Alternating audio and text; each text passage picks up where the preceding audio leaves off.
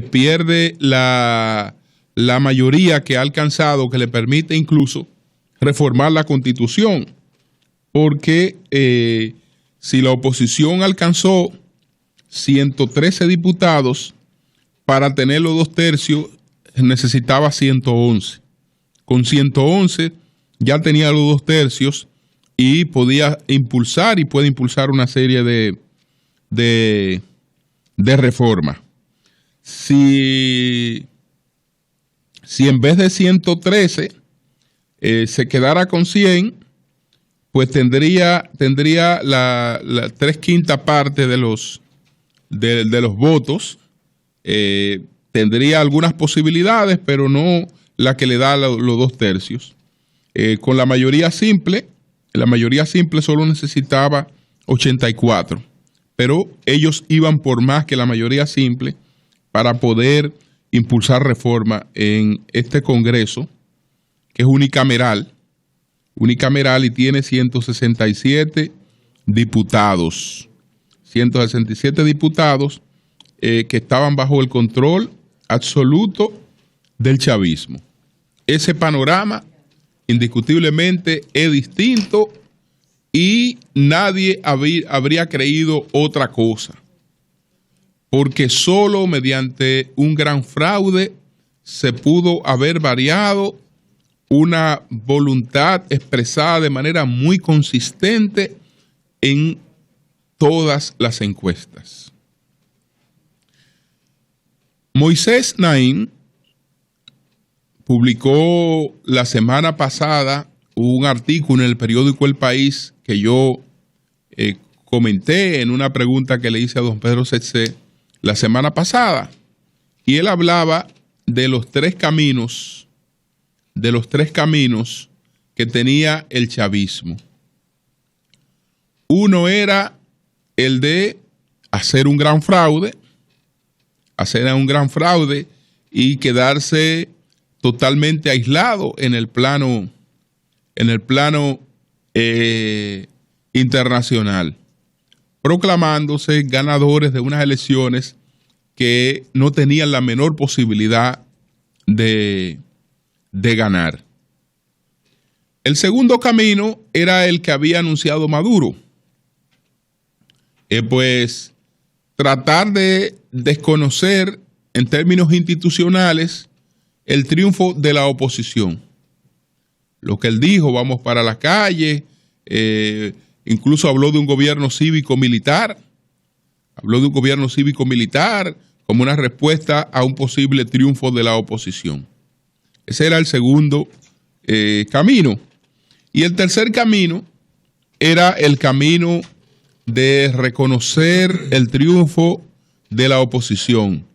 Decía Moisés Naím en este artículo que ese era el camino más conveniente y provechoso para Venezuela y para el chavismo, porque los aliados internacionales del chavismo podrían ahora decir que esa es una prueba de que allí operaba una democracia. Y ellos, en el reconocimiento de la derrota, pues aparecerían con un sentido autocrítico que pudiera llevarlo a revisar algunos errores. Entonces, ellos han hasta ahora tomado el camino de reconocer la victoria de la oposición. Es el mejor camino. Pero ¿qué ocurre? Que se trata de gente muy inestable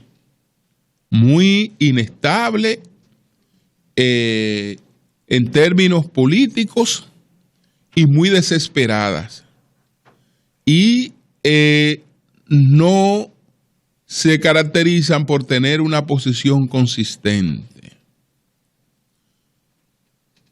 Entonces, ya sabemos lo que dijeron en la madrugada, que han reconocido el triunfo de la oposición, pero hay que aguardar a ver qué pasó con Nicolás Maduro después que se fue a la cama y se levante hoy en la mañana a ver si él no tuvo un sueño y en ese sueño le dijeron una serie de cosas y que él empiece a actuar distinto. Sería una locura.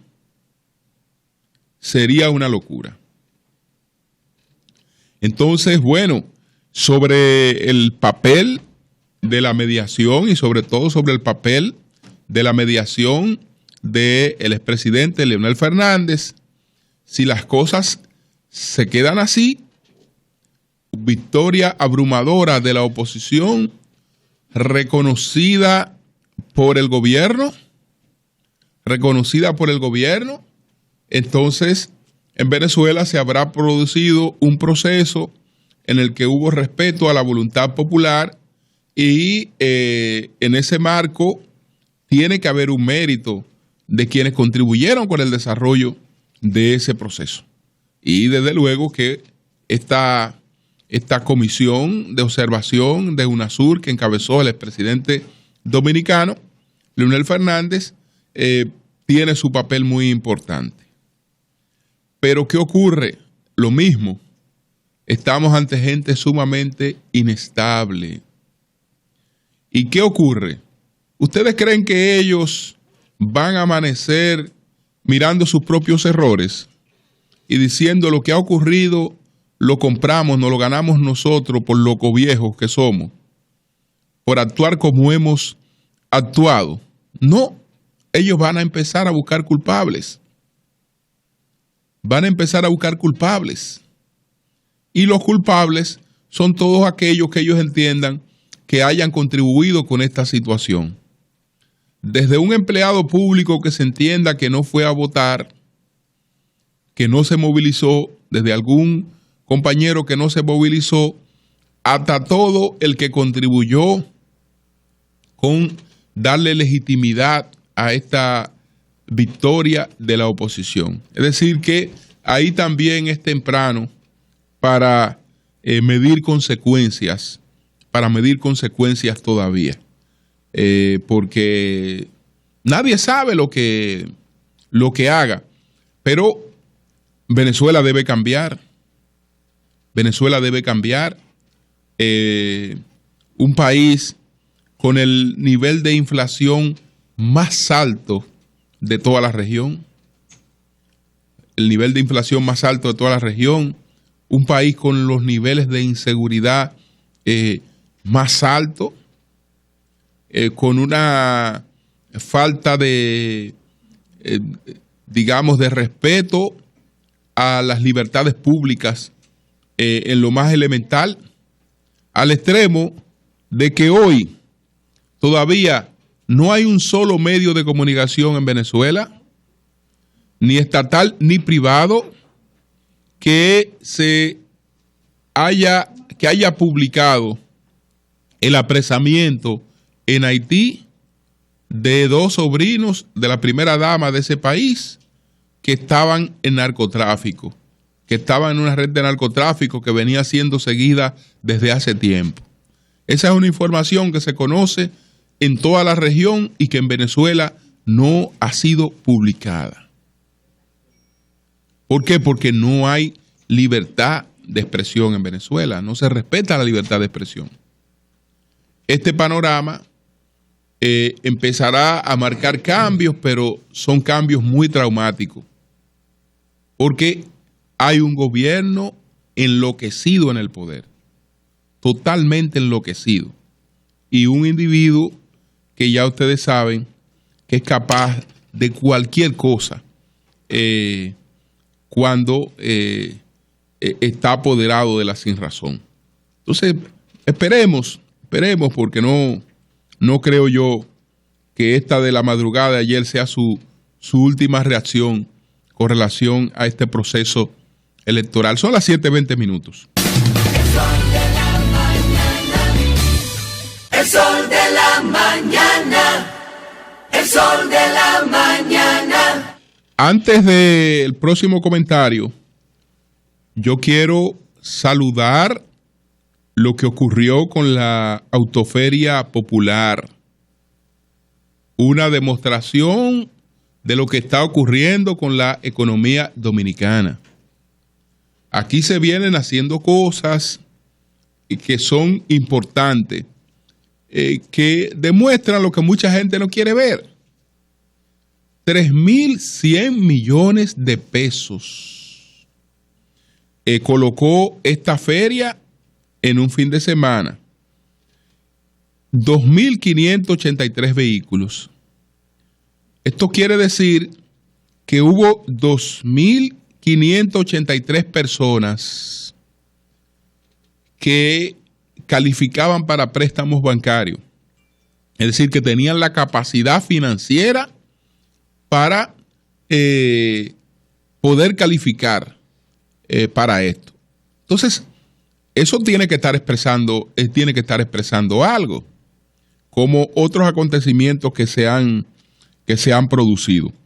Esta feria, las ferias siempre han sido exitosas, tanto la del Popular, la del Banreserva, la de los bancos dominicanos, pero esta, en medida con las propias autoferias del Banco Popular, no había tenido precedentes en términos de la capacidad de financiamiento alcanzada, lo que quiere decir que debe haber una situación económica que esté posibilitando eso, como la que posibilitó que en el Black Friday el consumo con tarjeta de crédito creciera sobre el 30%. Eso solamente ocurre en una economía con gente con capacidad de consumo. Estamos hablando de tarjeta de crédito, sin medir el otro impacto del Black Friday, es decir, la gente que fue a comprar con el efectivo o con otros instrumentos, un cheque, lo que fuere, sino solamente este 30% mide lo que ocurrió con las tarjetas de crédito. Son las 7:22 minutos. El sol de la mañana. Señores, hay un tema que no lo podemos dejar pasar como quien ve llover, porque eso tiene implicaciones.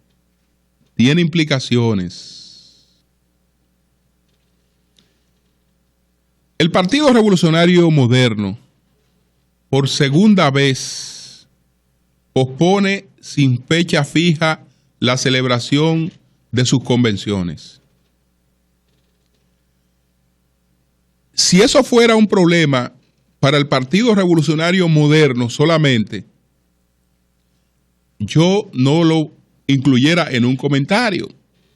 Uno es respetuoso de la vida interna de los partidos y cada quien que haga las cosas en el momento que pueda hacerlas o en el momento que ellos entiendan que políticamente les sea conveniente. El problema es, señores, que ese no es un problema del Partido Revolucionario Moderno.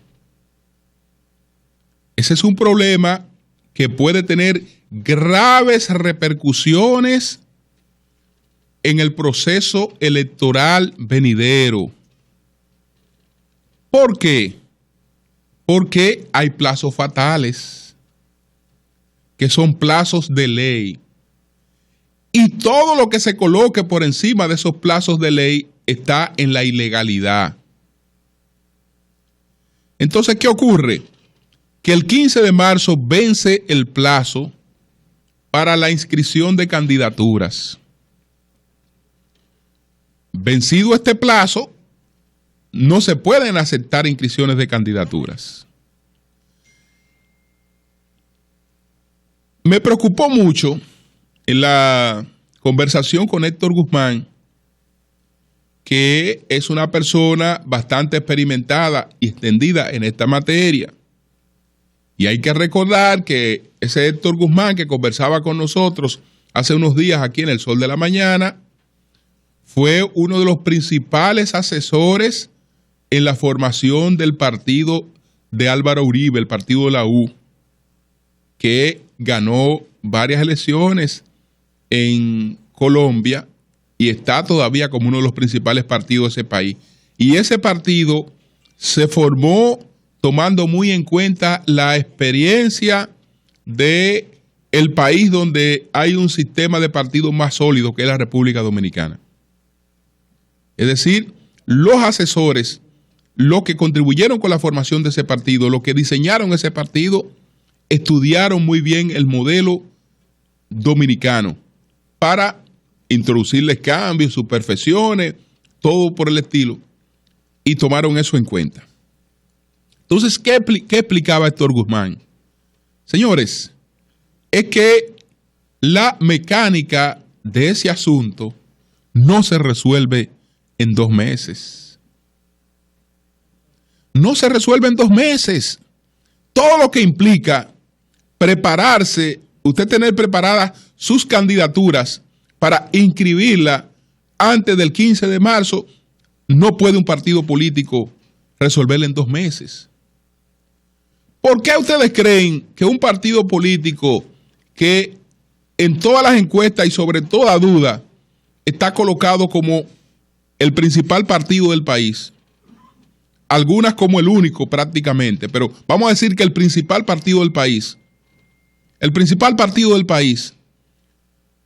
¿por qué razón el principal partido del país tiene meses, ya tiene meses trabajando ese tema y ha proclamado una gran cantidad de sus candidatos a senadores, está proclamando alcalde y para el día 13 de diciembre fijó la convención para completar la boleta? Que no quiere pasar ya de la primera quincena de enero sin tener una boleta completa. ¿Por qué? Porque ese partido sabe que eso es traumático y es problemático y hay que trabajarlo con tiempo.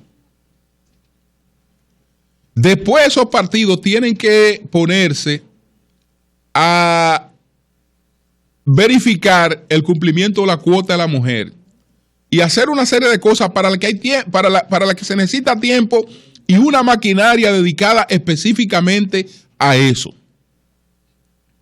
Entonces, señores, ¿qué pasa si vencido el plazo un partido que no ha podido celebrar una sola convención? No ha podido celebrar una sola convención para escoger un aspirante a regidor.